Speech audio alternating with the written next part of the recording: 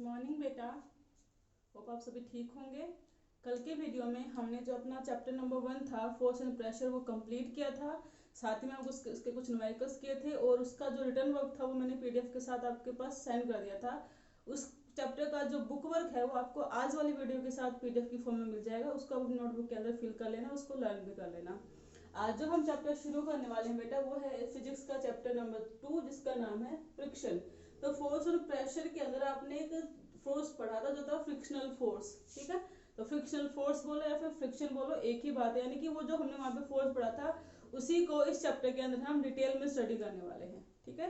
तो बेटा जो फ्रिक्शन है ना ये हमारी डेली लाइफ में बहुत ही इंपॉर्टेंट रोल प्ले करता है।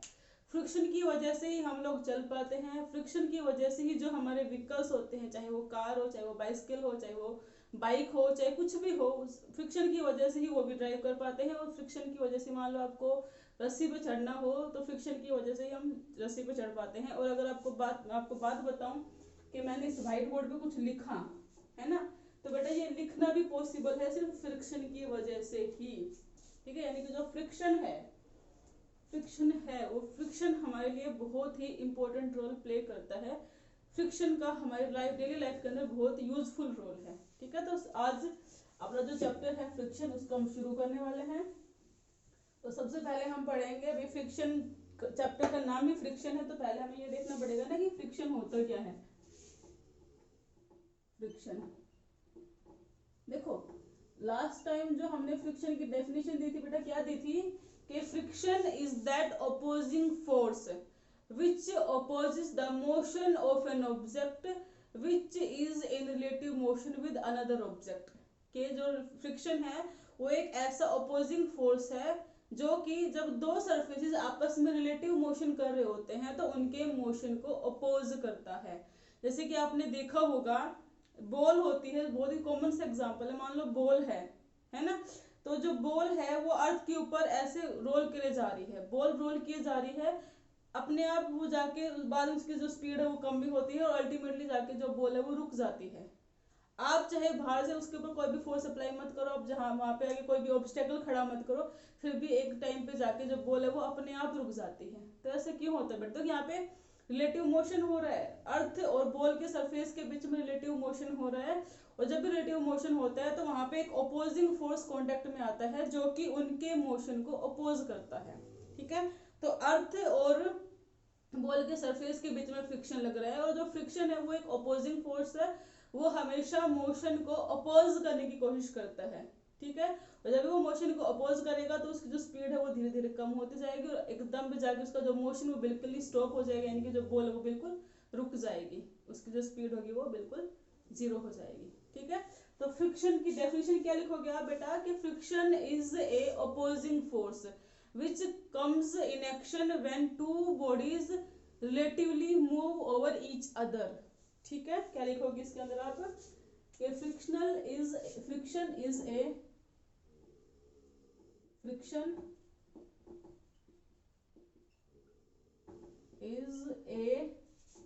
force is a opposing force is an opposing force, ठीक है। opposing force लिखना ज्यादा अच्छा रहेगा। is an opposing force which comes in action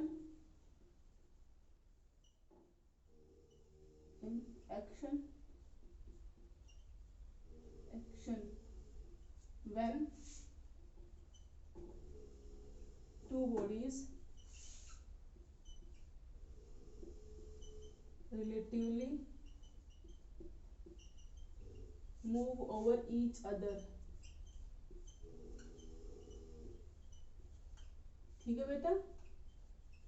समझ में आया फ्रिक्शन क्या है? फ्रिक्शन एक ऐसा अपोजिंग फोर्स है जो कि दो सरफेसेस के बीच में आता है जब वो एक दूसरे के साथ रिलेटिव मोशन में होते हैं। जैसे कि मान लो मेरी हथेलियां हैं, मैं एक हथेली पे दूसरी हथेली को ऐसे मूव कराना चाहूँ, ठीक है। तो जैसे इसको मैं मूव कराऊंगी तो मुझे कुछ ना कुछ फोर्स लगाना पड़ेगा ना, यानी कि जो ये इनका जो रिलेटिव मोशन इसको कोई ना कोई अपोज कर रहा होगा, तभी तो उस फोर्स को ओवरकम करने के लिए मुझे अपनी मसल से फोर्स लगाना पड़ रहा है ना। तो जिस फोर्स को मैं ओवरकम कर रही हूँ ना बेटा वो फ्रिक्शनल फोर्स ही है, ठीक है। चलो हाँ, तो फ्रिक्शन समझ में आया होगा बेटा। फ्रिक्शन एक ऐसा अपोजिंग फोर्स है जो कि एक्शन में आता है जब भी दो ऑब्जेक्ट्स एक दूसरे के ऊपर रिलेटिवली मूव करते हैं। फ्रिक्शन, ठीक है। अब देखो बेटा, जैसे कि मान लिया एग्जांपल लिया था, ये अर्थ है, ये बॉल थी जो कि मान लो इस डायरेक्शन में मूव कर रही है। अगर बॉल अर्थ को या फिर फ्रिक्शन को बॉल को रोकना है तो उसको बॉल पे उस डायरेक्शन में फोर्स लगाना होगा ना, जो कि बॉल के मोशन के अपोजिट होगी, तभी तो जाके उसकी स्पीड कम होगी ना। तो जो फ्रिक्शन की डायरेक्शन होती है बेटा, वो क्या होती है, opposite to the motion of the object, कि हमेशा ऑब्जेक्ट के मोशन के अपोजिट डायरेक्शन में फ्रिक्शन एक्ट करेगा, ठीक है। तभी तो वो किसी ऑब्जेक्ट की स्पीड को या फिर किसी भी ऑब्जेक्ट के मोशन को अपोज कर पाएगा, ठीक है बेटा। तो फ्रिक्शन के बारे में आपको समझ में आया होगा। इसके बाद हम पढ़ेंगे कि कौन कौन से फैक्टर्स हैं जो जिसके ऊपर फ्रिक्शन डिपेंड करता है, यानी कि factors affecting friction. Next topic है बेटा अपना, वो है फैक्टर्स अफेक्टिंग फ्रिक्शन, ठीक है बेटा।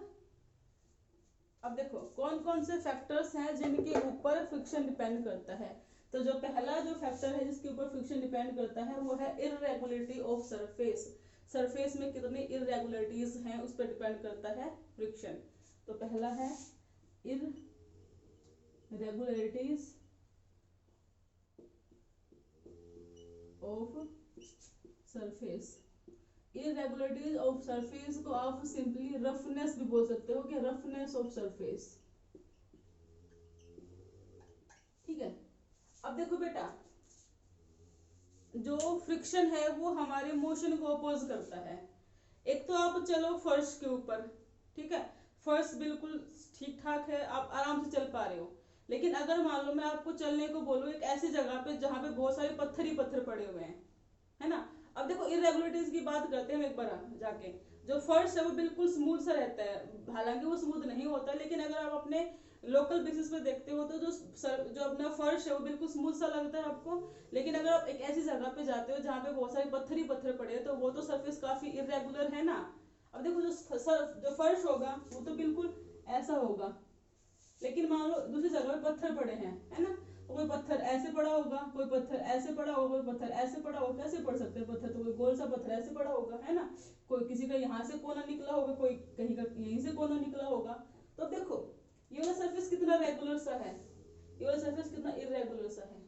अब यहाँ पे बताओ इस पे चलना आसान है या फिर इस पे चलना आसान है।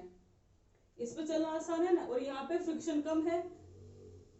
फ्रिक्शन क्या है बेटा, फ्रिक्शन हमारे मोशन को अपोज करता है। तो जहां पे चलना मुश्किल होगा वहां पे फ्रिक्शन ज्यादा होगा, और जहां पे चलना आसान होगा वहां पे फ्रिक्शन कम होगा। तो ये कैसा सरफेस है बेटा, इसको हम कंपेरेटिवली इस सरफेस के कंपैरिजन में स्मूथ मान लेते हैं कि ये सरफेस कैसा बेटा, स्मूथ है। स्मूथ है, इस पे हम इजीली वॉक कर सकते हैं, है ना। क्या कर सकते हैं बेटा, इसे हम इजीली वॉक कर सकते हैं। और जब इजीली वॉक कर रहे हैं यानी कि यहाँ पे फ्रिक्शन कम है, फ्रिक्शन इज लेस। लेकिन ये सरफेस तो बेटा इरेगुलर है ना, या फिर बोलो ये सरफेस रफ सरफेस है। तो यहाँ पे आप इजीली वॉक नहीं कर सकते हो, यानी कि कांट वॉक इजीली।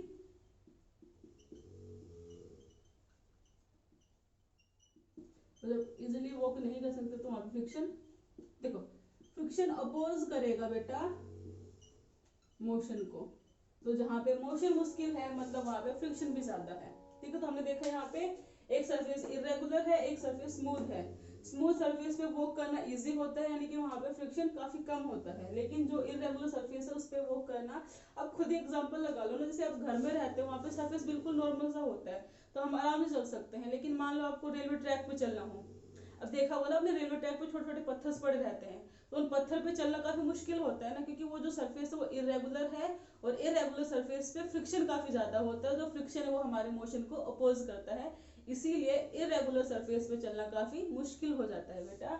तो आप बताओगे कि जो इरेगुलरिटीज है उसके ऊपर फ्रिक्शन डायरेक्टली डिपेंड करता है, कि अगर सरफेस की इरेगुलरिटी ज्यादा है तो वहां पे फ्रिक्शन भी ज्यादा होगा, और अगर सरफेस की इरेगुलरिटी कम है तो वहां पे फ्रिक्शन भी कम होगा। या फिर सिंपली आप बोलो कि जो फ्रिक्शन है वो डिपेंड करता है रफनेस पे। अगर रफ सरफेस है तो वहां पे फ्रिक्शन ज्यादा होगा, अगर स्मूथ सरफेस है तो वहां पे फ्रिक्शन कम होगा। तो यहाँ पे हम सिंपली लिखेंगे बेटा कि friction is more on rough surface या फिर irregular surface, irregular surface as compare to smooth surface. ठीक है, स्मूथ सरफेस पे फ्रिक्शन कम होगा, रफ सरफेस पे फ्रिक्शन ज्यादा होगा। ठीक है बेटा, तो पहला फैक्टर समझ में आया जो फ्रिक्शन को अफेक्ट करता है वो है इरेगुलरिटी ऑफ सरफेस। अगर सरफेस इरेगुलर है यानी कि सरफेस रफ है तो फ्रिक्शन ज्यादा होगा, अगर सरफेस रेगुलर है यानी कि स्मूथ है तो फ्रिक्शन कम होगा।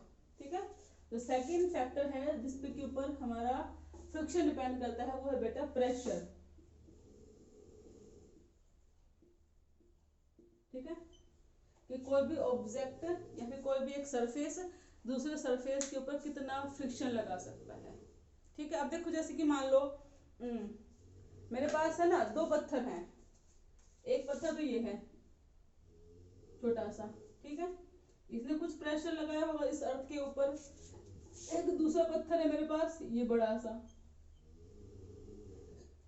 ठीक है बेटा, इसने ज्यादा प्रेशर क्या देखो है ना बेटा, एक छोटा सा पत्थर है एक बड़ा पत्थर है, तो साफ पता आपको इसने प्रेशर ज्यादा लगाया होगा, है ना, इसने प्रेशर, क्योंकि इसका देखो ये फोर्स भी ज्यादा लगा रहा है तो इसका प्रेशर भी ज्यादा हो जाएगा, ये फोर्स कम लगा पाएगा क्योंकि इसका मास ही छोटा सा है ना, तो ये फोर्स कम लगा, प्रेशर कम लगा पाएगा। अब देखो इसको मूव कराना इजी है या फिर इसको मूव कराना इजी है?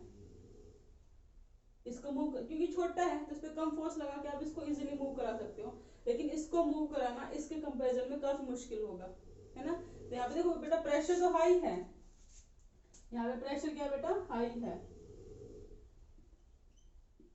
प्रेशर हाई है, तो जो फ्रिक्शन है वो क्या है एक बार देखते हैं। देखो बेटा प्रेशर हाई है, यहाँ पे इस बॉक्स को मूव कराना मुश्किल है, यानी कि इसका मोशन कराना मुश्किल है, यानी कि इसके मोशन का जो अपोज हो रहा है वो काफी अच्छी क्वांटिटी में हो रहा है, यानी कि यहाँ पे फ्रिक्शन ज्यादा हुआ ना, यहाँ पे फ्रिक्शन ज्यादा हुआ बेटा। ठीक है, यहाँ पे फ्रिक्शन क्या हुआ हाई, क्योंकि फ्रिक्शन क्या करता है बेटा, फ्रिक्शन मोशन को अपोज करता है, इसका मोशन करवाना मुश्किल है, यानी कि यहाँ पे फ्रिक्शन काफी ज्यादा लगा हुआ है। इसमें प्रेशर भी कम है, इसमें क्या बेटा प्रेशर लो है, क्योंकि छोटा सा है कितना प्रेशर एक्सर्ट कर पाएगा बेचारा, प्रेशर लो है, तो इसको मूव करना आसान है ना, थोड़ा सा फोर्स लगा के भी इसको आप मूव करा सकते हो, और जब मूव करा सकते हैं यानी कि इसके मोशन का जो अपोज हो रहा है वो काफी कम हो रहा है, और जब मोशन का अपोज कम हो रहा है यानी कि वहां पे फ्रिक्शन काफी कम है, तो फ्रिक्शन इज लो। समझे? तो बताओगे कि प्रेशर पे जो हमारा फ्रिक्शन है वो डायरेक्टली डिपेंड करता है, अगर प्रेशर हाई है तो फ्रिक्शन भी हाई होगा, प्रेशर अगर लो है तो फ्रिक्शन भी लो होगा।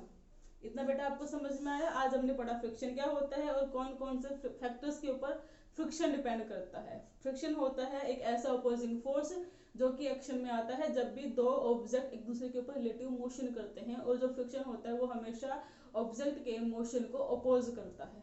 ठीक है, उसके बाद हमने देखा कि कौन कौन से फैक्टर्स के ऊपर फ्रिक्शन डिपेंड करता है। तो फ्रिक्शन डिपेंड करता है इरेगुलरिटीज ऑफ सरफेस के ऊपर या फिर रफनेस के ऊपर। अगर सरफेस की रफनेस ज्यादा है तो वहां पे फ्रिक्शन काफी ज्यादा होगा, अगर सरफेस की रफनेस कम है तो फ्रिक्शन कम होगी। उसके बाद बात आती है प्रेशर की, तो अगर प्रेशर हाई है तो फ्रिक्शन हाई होगा, प्रेशर लो है तो फ्रिक्शन लो होगा, क्योंकि प्रेशर हाई है तो उसको मूव कराना काफी मुश्किल होगा, यानी कि उसके मोशन का जो अपोज है वो काफी अच्छे खासे ढंग से हो पा रहा है, जब उसका मोशन का ही अपोज अच्छे खासे ढंग से हो पा रहा है यानी कि वहां पर फ्रिक्शन काफी हाई है, तभी तो उसको मूव नहीं करा पा रहे हैं। तो प्रेशर हाई तो फ्रिक्शन भी हाई, प्रेशर लो तो फ्रिक्शन भी लो। ठीक है, अब बेटा हमने देखो यहाँ पे कई बार हमने अर्थ पे बॉल को मूव कराया है ना, फिर हमने अर्थ पे बॉक्स को रख दिया, तो हम यहाँ पे मेनली डील करें सॉलिड के साथ। तो क्या जो ये फ्रिक्शन होता है बस सॉलिड ऑब्जेक्ट्स के बीच में ही लगता है?